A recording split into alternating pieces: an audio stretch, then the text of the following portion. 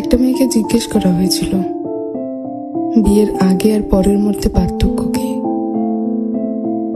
তখন সে বলেছিল, বিয়ের আগে ছিলাম বাবার বাড়ির মেয়ে, আর এখন হয়েছে শ্বশুর বাড়ির বৌমা।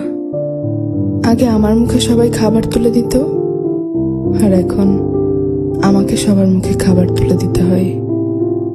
আগে একটু ব্যথা পেলে চিল্লাচিল্লি করে সারা বাড়ি মাথায় তুলে ফেলতাম, আর এখন অনেক ব্যথা পেলেও একটা শব্দ করি না। আগে হাসার জন্য মা বকতো, আর এখন কাঁদতে গেলেও ভয় হয়।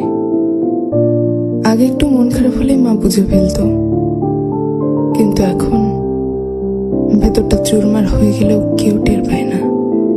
আগে ভাবতাম বাইরের জগৎটা অনেক শান্তি, কিন্তু এখন বুঝি মায়ের আঁচলে নিজেই শান্তিতে ছিলাম।